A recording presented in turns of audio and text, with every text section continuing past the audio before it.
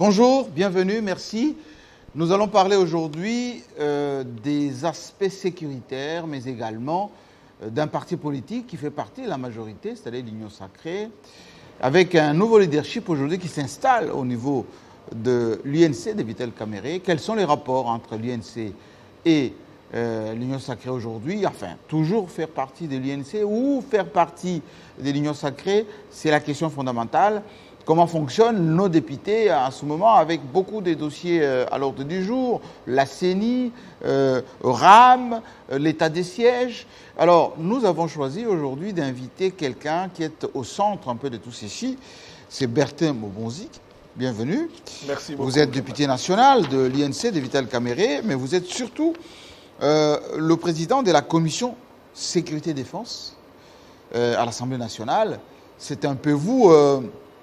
l'homme de la situation, quand on parle de ce qui se passe à l'Est en ce moment, c'est vous qui interpellez les ministres, le gouvernement, c'est vous qui voyez un peu si nos voisins nous respectent ou pas. Alors, on va commencer d'abord par votre parti politique, l'UNC de Vital Kamerhe. Depuis un certain temps, il y a des mises en place. Depuis quelques temps, on sent Vital Kamerhe qui restructure le parti.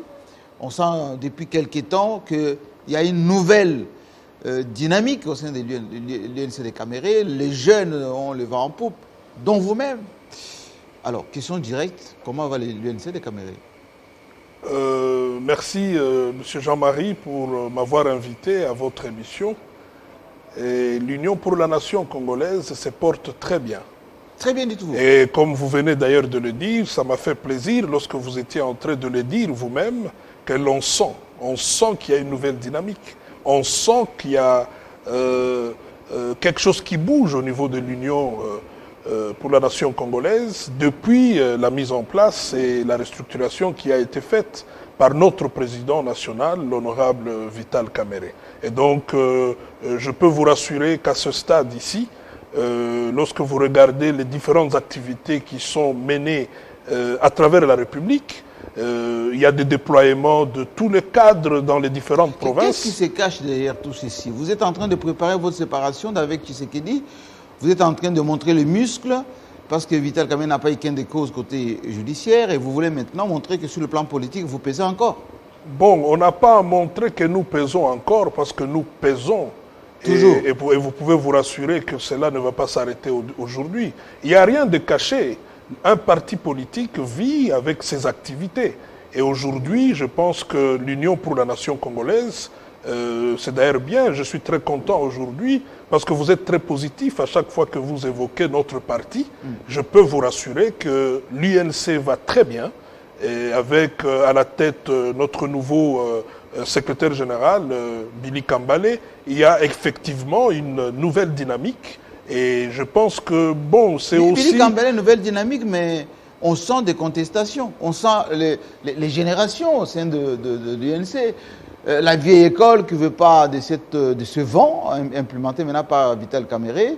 Est-ce que vous allez bien gérer tout ça? Mais bien sûr, vous savez, bon, nous sommes dans pratiquement une transition générationnelle. Oui. Et je pense que c'est une option qui a été levée par le président national qui a la vision de notre parti. Mais est-ce que la vieille garde va l'accepter facilement? Mais bien sûr, parce que nous, en tant que nouvelle génération, nous sommes très disposés à puiser de leur expérience. Nous sommes toujours à côté d'eux, nous les consultons et je pense que c'est quelque chose de très fort et ça prouve à suffisance que l'UNC est un parti qui accepte effectivement d'accueillir tout changement qui va dans le sens d'apporter un vent nouveau et de permettre à notre parti et au président Vital Kamerhe de continuer à rester le vent nouveau apporté par en les République jeunes. démocratique du Le Congo. vent nouveau apporté par les jeunes. Parmi les jeunes, il y a vous, il y a l'actuel ministre Molendo, d'ailleurs que vous représentez. Vous avez plutôt succédé là-bas au Parlement en tant que suppléant. Effectivement, je suis suppléant, premier suppléant de son Excellence Molendo Sakombi. Oui. Rappelez-vous, lorsque nous sommes allés aux élections, il a voulu avoir un premier suppléant. Bon, et ça, je trouve que c'est quand même... C'est par affinité ou par devoir? Est-ce qu'il avait le choix? Bon, Vous avez choisi pourquoi vous? Il avait le choix, Nous nous sommes rencontrés à l'Union pour la nation congolaise. Nous nous sommes découverts, lui en tant que numéro 1 de l'UNC Ville de Kinshasa, et moi à la tête de la jeunesse à l'époque. Et puis, n'oubliez pas, à un certain moment, il y a eu des articles sur ce choix, très positifs. Parce que là, vous avez affaire à un monsieur qui est de l'Équateur. Moi, je suis de Bukavu. Oui. Et bon, vous savez qu'à un certain moment, on a décrié le fait que pour la plupart des députés, le choix était plus porté vers le membre de leur famille. Mais j'ai eu la grâce d'attirer l'attention de son Excellence Molendo Sakombi, qui m'a choisi d'abord comme premier suppléant, ensuite comme directeur de campagne. Nous avions battu campagne, nous sommes là où nous sommes, et bon, lui, il se retrouve au gouvernement, et je suis aujourd'hui le gardien de son siège au niveau du Parlement. Ah, vous le dites ici directement comme ça? Mais oui, c'est ça la vérité, je garde le siège, Bon, et je suis fier de garder ce siège à la hauteur de l'homme que je représente. Voyons d'abord un petit élément qui a été concocté pour qu'on puisse voir un peu comment ça évolue un peu tout ceci, parce que je vous sens une déclaration d'amour pour le ministre Molendo Sakombi, qui peuvent peut-être taire, parce que nous sommes journalistes, on se renseigne, on prend les pouls des partis politiques au sein de l'UNC. Voyons un peu ceci, et puis juste après, j'ai quelques questions à vous poser, parce que en préparant cette émission, beaucoup de gens m'ont demandé de vous poser des questions, des vraies questions. Merci Voici beaucoup. ceci.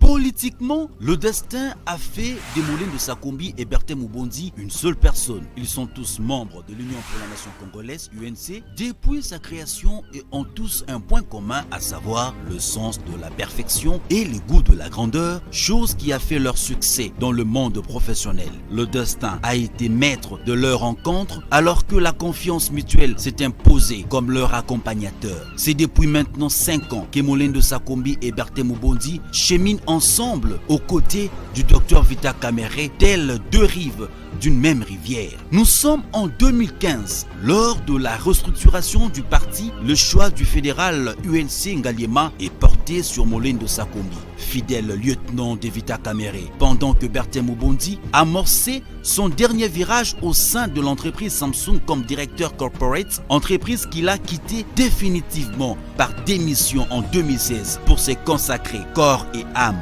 à l'UNC, parti dont il n'était que militant. Il est propulsé au poste d'interfédéral de la jeunesse ville de Kinshasa en 2017 sur la même décision qui a élevé Molendo Sakombi à la tête de la ville de Kinshasa en tant que secrétaire interfédéral. Là commence une nouvelle aventure.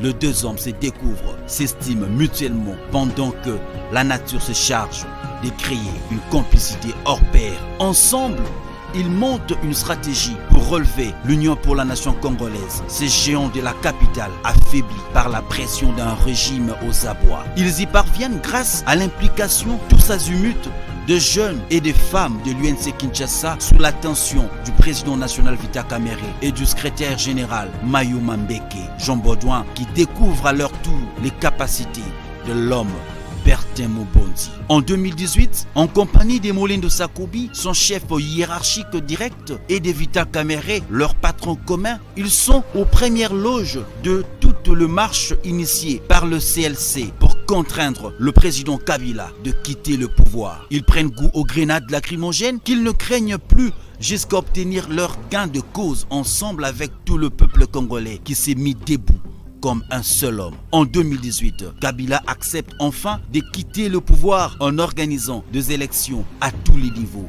Une fois encore, le destin se charge du casting. Vita Kamere et Félix Tshisekedi choisissent d'aller aux élections ensemble en formant le ticket gagnant. Sans surprise, Molendo Sakombi se choisit Bertin Mubondi comme premier suppléant et directeur de campagne. Comme Félix Tshisekedi et Vita Kamere, en bon chrétien pratiquant, ils mettent Dieu au centre de leur campagne électorale, faite modestement, et parviennent à battre le candidat de l'ancien régime malgré leur campagne à l'américaine.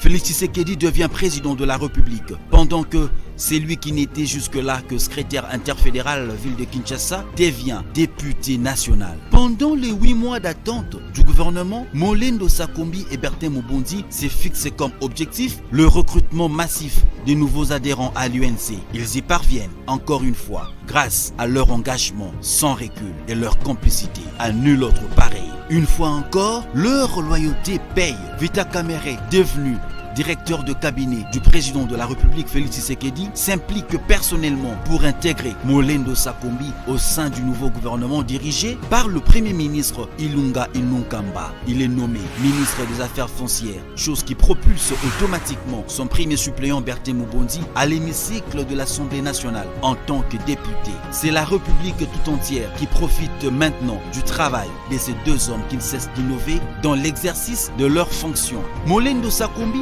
grand opérateur immobilier, s'est démarqué par ses innovations dans les secteurs fonciers en République démocratique du Congo, notamment dans la numérisation des titres fonciers, la numérisation de la cartographie foncière, la bancarisation des transactions immobilières, la mobilisation des recettes via la réorganisation du mode de perception des taxes foncières, pour ne citer que cela. Quant au juriste de formation Bertin Mubundi, d'aucuns se douteraient qu'il n'est qu'un simple suppléant, gardien du siège des Molendo Sakombi, l'élu de Lukunga. Comme à l'UNC, à l'Assemblée nationale aussi, il a su mettre en pratique l'une des grandes recommandations de Vita Kamere. Ce n'est pas la fonction qui fait l'homme, mais c'est plutôt l'homme qui fait la fonction. Il est devenu indispensable dans les médias comme source d'information crédible et s'invite dans tous les débats ouverts à l'hémicycle où il apporte sa pierre. Il a à son actif plusieurs questions d'actualité et plusieurs questions écrites adressées à certains membres du gouvernement. C'est depuis le mois d'août dernier qu'il a plu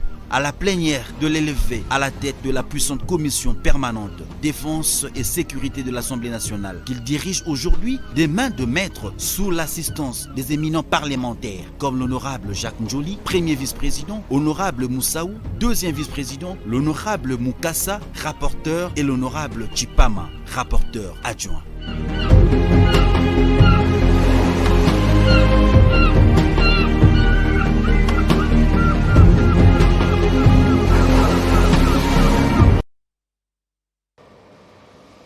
Alors, question de confiance et question beaucoup plus directe. Lorsqu'on hérite un poste aussi important de suppléant, premier suppléant à l'Assemblée nationale, avec tous les avantages qu'on vient maintenant, est-ce qu'on est encore reconnaissant au propriétaire du poste, qui était Sakombi Molendo? Bien sûr. Et puis vous savez, ça me gêne un peu de parler reconnaissance. Nous avions décidé ensemble avec l'excellence Molendo Sakombi de cheminer ensemble. Et depuis que nous l'avions décidé, nous sommes ensemble. La reconnaissance, certes, tout ce que je suis aujourd'hui, c'est parce qu'un jour, il a décidé de porter le choix de son premier suppléant sur ma personne. Et je vous l'ai dit tout à l'heure, je pense que c'est parce que tout simplement, il a découvert en moi certaines qualités. Parce qu'au-delà de tout, et compte tenu de ce qui s'observe dans le choix des suppléants. Les avantages, le pouvoir, l'accès aujourd'hui à la décision ne vous fait pas rougir, ne vous donne pas, on va dire, la grosse tête et que vous dites j'y suis du reste, et j'ai déjà fait mon chemin. Certes, on a été ensemble, mais je peux tracer mon sillon assez tranquillement. Bon, il faut savoir que je suis d'abord, premièrement, fils d'un pasteur.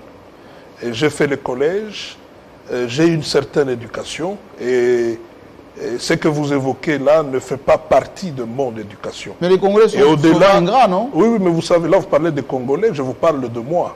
Et à ce stade, soyez rassurés que, bon, je ne voudrais pas aller vraiment dans le sens de la gratitude, mais je suis très reconnaissant par rapport à ce qu'il a fait et je serai toujours reconnaissant. Et ma reconnaissance, je préfère la manifester dans le travail que je fais. Assumer comme il se doit la fonction de député national. Pas de président de la commission dont on parlera tout à l'heure, la commission de défense qui est très puissante d'ailleurs. Voilà, donc comme je le dis, vous savez, je vous donne un exemple. Vous êtes aujourd'hui suppléant de Vital Kamerhe, ben, il faudrait alors que l'on sache que vous êtes suppléant de Vital Kamerhe. Et c'est ça que je fais. Moi, personnellement, je représente Molendo Sakombi et je pense que de la même manière, je présume... Est-ce que vous gardez encore les contacts? Bien sûr, contact permanent. Très régulièrement, je suis avec lui. Nous échangeons sur différentes questions, des orientations. Et c'est un lien qui ne peut pas se couper comme ça d'emblée. Qu'est-ce qui se passe au sein de l'UNC en termes de des gratitudes, en termes de reconnaissance?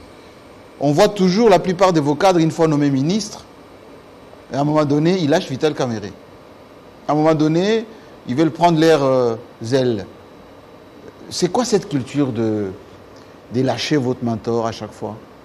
Bon, moi je voudrais parler plus de ce qui se passe actuellement. Actuellement, je n'ai pas enregistré un seul cadre de notre parti, oui, hein, qui aurait fait ce que vous dites. Nous sommes, c'est vrai, vous savez, dans toutes les familles, il y a toujours des problèmes.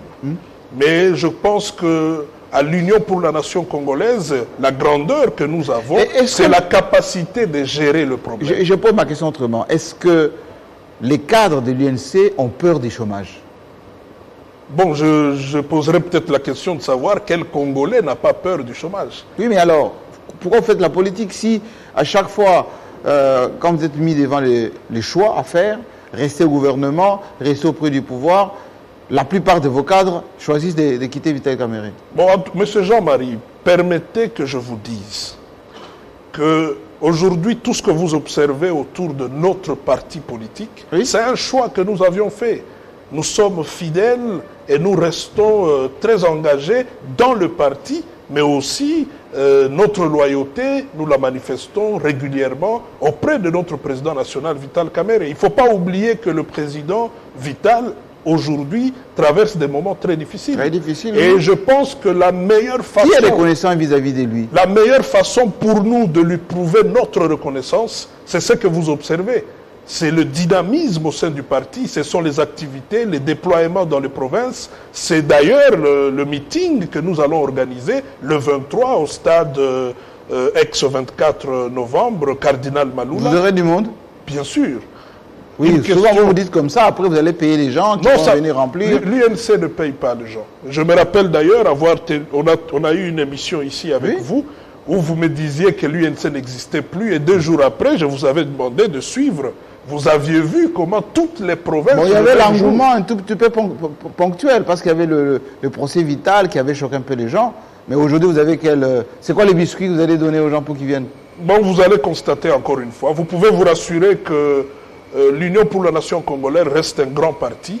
Et le président Vital Kamerhe, c'est une grande personnalité dans ce pays. Et puis n'oubliez pas d'ailleurs que, bon, pour nous, nous attendons tout simplement qu'il soit libéré. Encore? Vous y croyez encore? Mais bien sûr. Comment ne pas y croire lorsque le commandant suprême, qui est le magistrat suprême de la République, lui-même a déclaré que Vital Kamerhe était un homme honnête, un homme correct. Oui, mais ça c'était par gentillesse. Lui n'est pas la justice. Hein. Bon, je ne sais pas si... Ça dépend de ce que vous appelez comme gentillesse, mais c'est le président de la République. Il l'a dit en âme et conscience. Et donc, et il ne s'est pas arrêté là. Ça va influencer il ne s'est pas arrêté là. Il a dit qu'il va jouer un rôle important dans ce pays. Nous, nous y croyons et nous sommes très fiers d'ailleurs de l'avoir entendu de la bouche du magistrat suprême. Berthe Mobonzi, vous êtes député national, mais surtout, je l'ai dit, président de la commission défense et sécurité de l'Assemblée nationale, une commission stratégique très importante, héritée de Jeannette Kabila.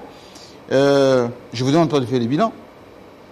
En intégrant cette commission, en la prenant en charge, on a montré tout à l'heure l'équipe qui vous compose, enfin votre commission. Comment va la sécurité de la RDC? Bon, il faut dire que à ce stade ici, il y a beaucoup d'efforts qui sont fournis à tous les niveaux pour que nous puissions garantir la paix et la sécurité sur toute l'étendue de la République. C'est une décision, ça c'est une réponse diplomatique. C'est pas diplomatique, c'est ça la réalité. Il ne faut pas oublier que nous sommes, si vous voulez qu'on parle de la partie de la République qui est concernée par l'état de siège. Oui. C'est une partie où nous avons une guerre qui dure plus de 25 ans aujourd'hui. Mais pas de cette manière-là. Hein. Je ne sais pas de quelle manière vous trouvez celle-ci. Mais chaque jour, il y a incursion des ADF, chaque jour on tue des compatriotes, chaque jour il y a des provocations, notamment des Rwandais. Pas plus qu'il y a 2 jours, ils sont venus chez nous par commando, libérer leurs prisonniers, ils sont repartis sans tenir compte de mécanismes qui sont mis en place là-bas. Vous savez, donc vous, les députés, vous ne faites rien du tout. Non, non, ce qui me gêne par moment, oui, c'est la manière dont le Congolais considèrent ou la manière dont ils abordent les questions liées à la défense et sécurité de notre pays.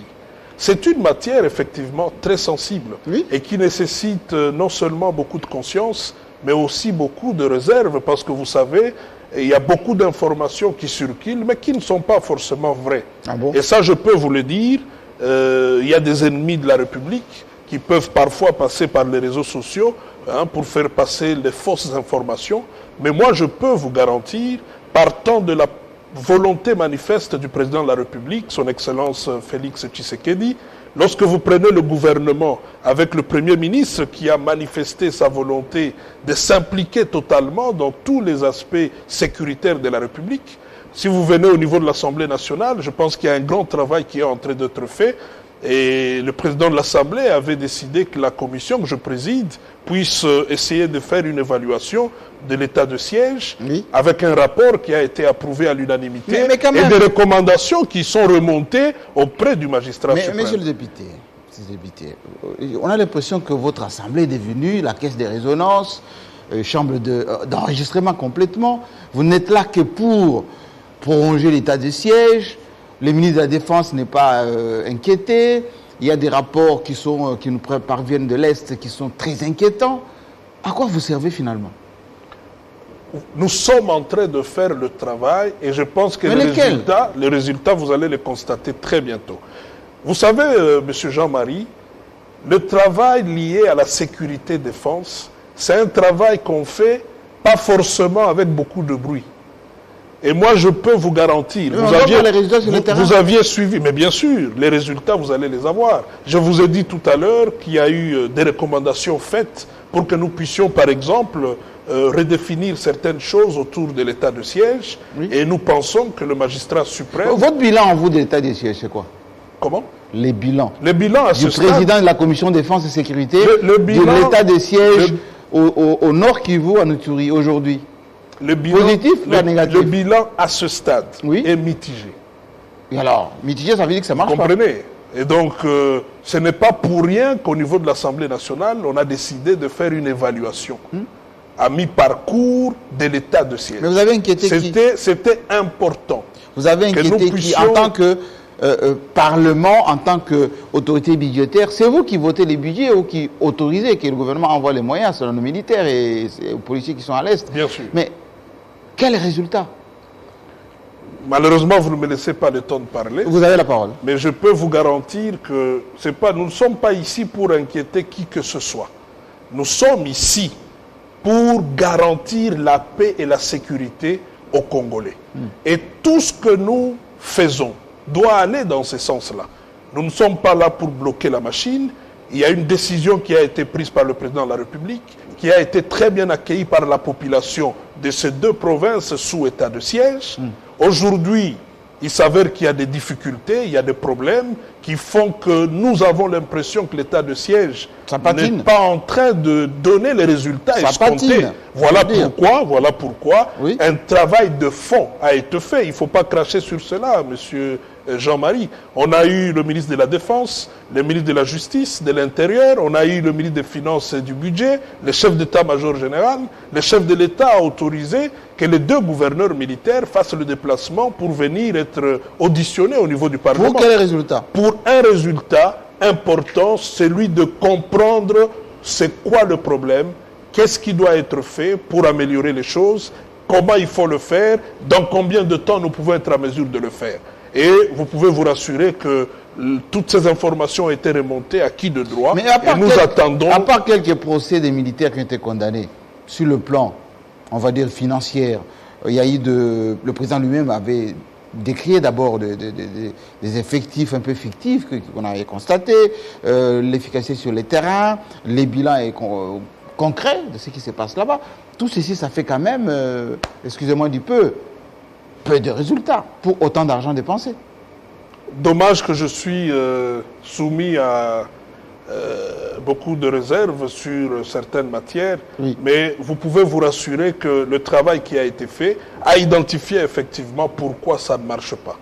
Et nous avions fait des recommandations approuvées au niveau de l'Assemblée nationale en plénière et remontées au commandant suprême pour qu'il en fasse bon usage. Et je pense qu'à ce stade ici, Oui. nous devrions plutôt rester positifs parce que l'objectif pour la population à l'Est, c'est que la paix et la sécurité règnent dans cette partie de la République. Monsieur le Président de la Commission de défense, pourquoi vous n'avez pas publié un seul communiqué pour condamner cette incursion des Rwandais chez nous, qui sont venus presque humilier nos militaires?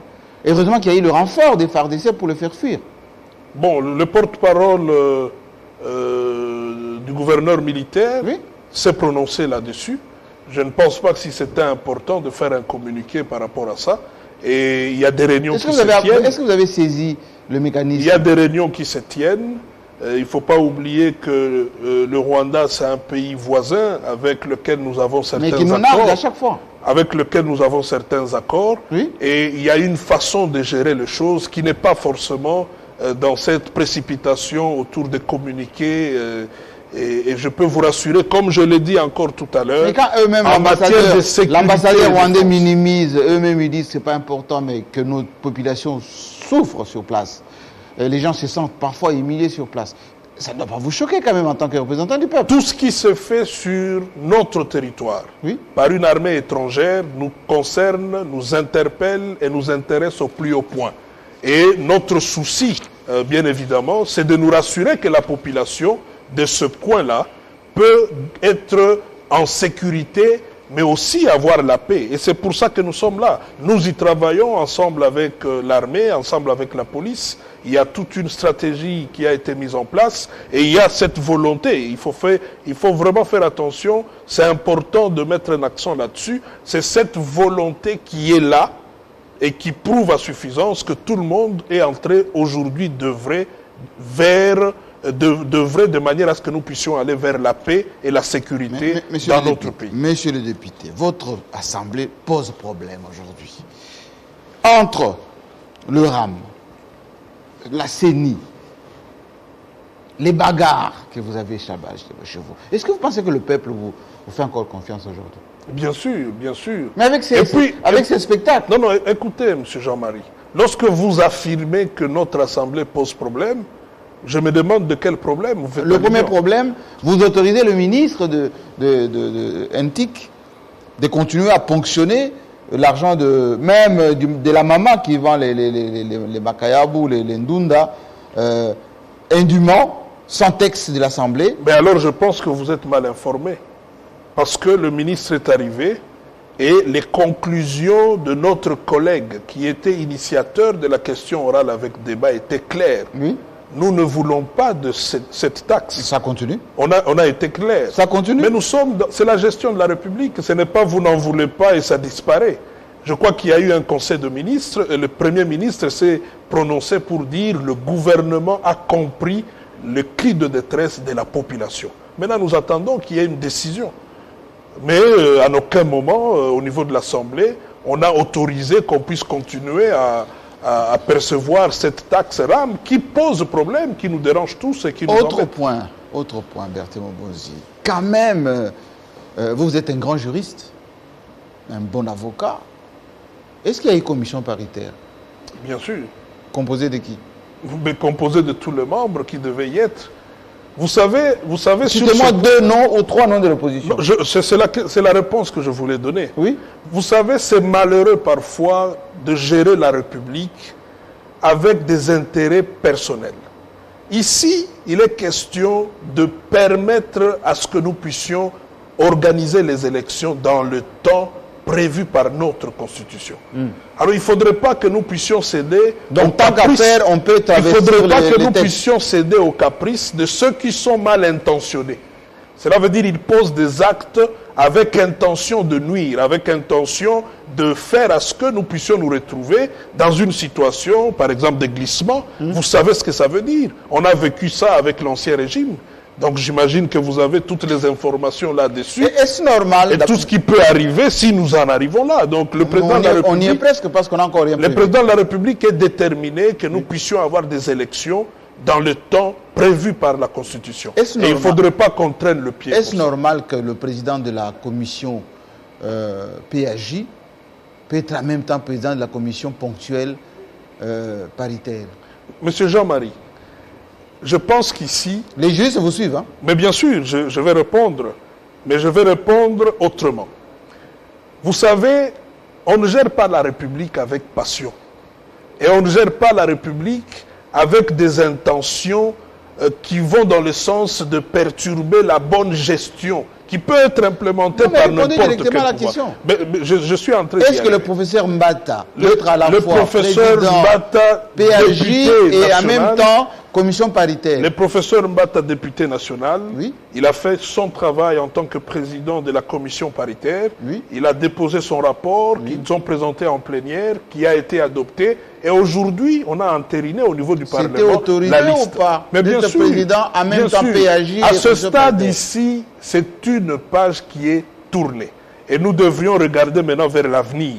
Et l'avenir pour nous, c'est que l'équipe puisse très rapidement commencer le travail, donner un calendrier et que nous puissions commencer à préparer déjà ces élections que nous voulons libres et démocratiques. Je repose cette question pour la bonne audition de ceux qui nous suivent, notamment les juristes, dont les étudiants en droit qui vous suivent.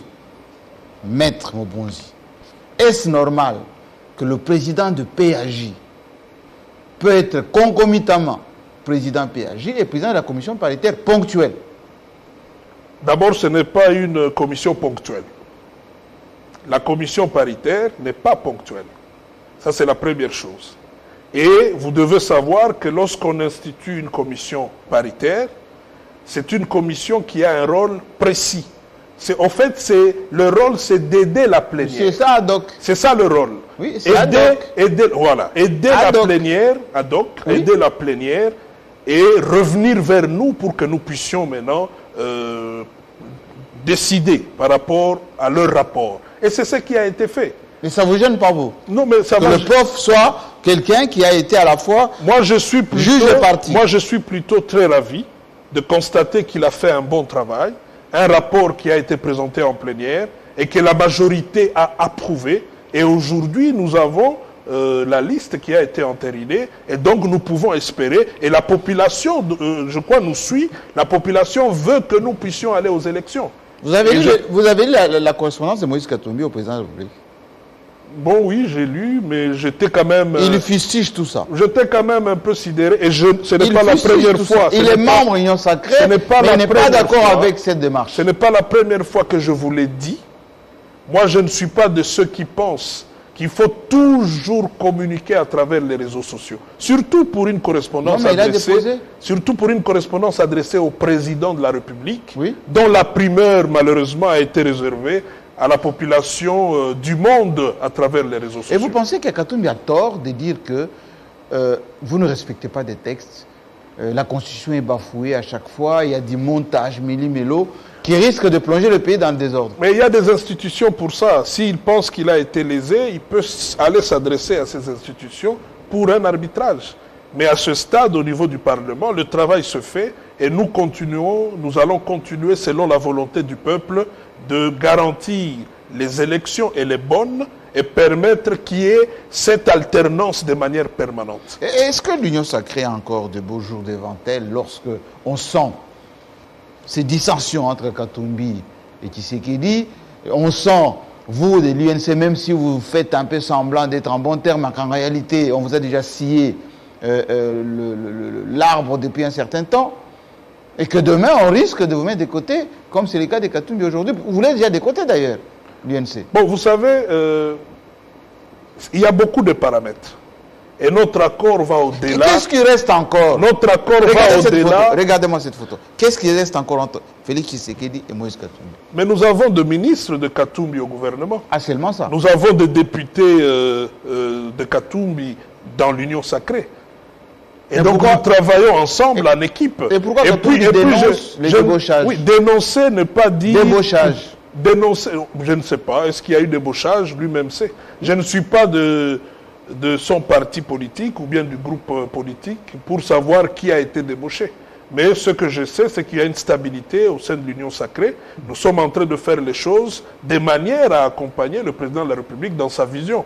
Et je pense qu'il y a des institutions habilitées. Lorsque quelqu'un se sent lésé, on s'adresse à ces institutions au lieu de faire beaucoup de bruit dans les réseaux sociaux et à travers la presse. Le FCC dénonce l'incursion dans ces installations, pas plus qu'hier, de la police militaire. Vous êtes de la commission sécurité-défense. Sans mandat, vous êtes juriste. Commentaire? L'incursion de la police? Oui, police militaire. Où?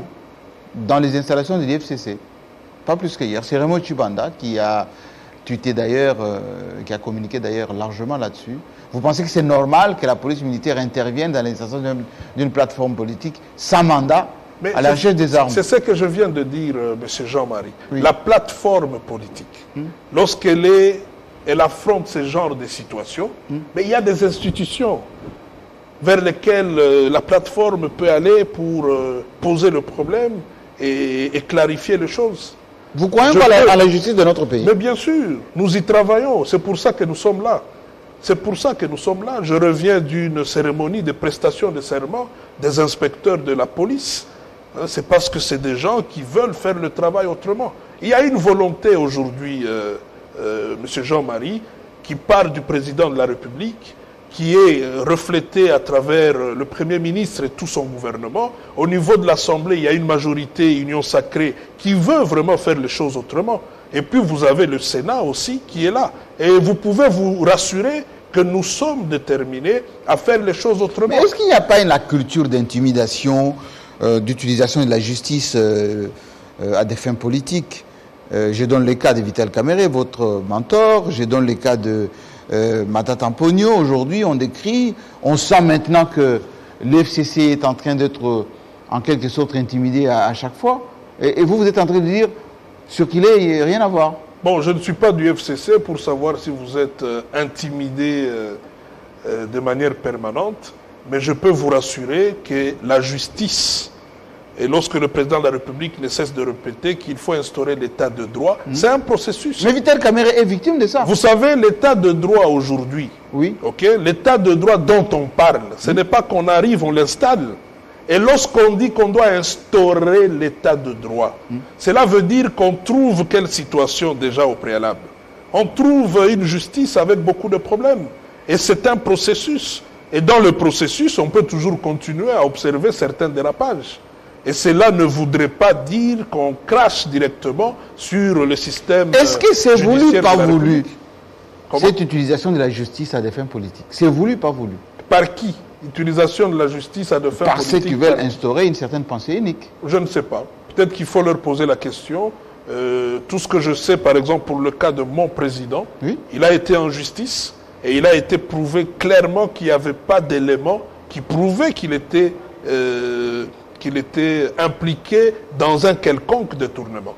Et on est allé en appel.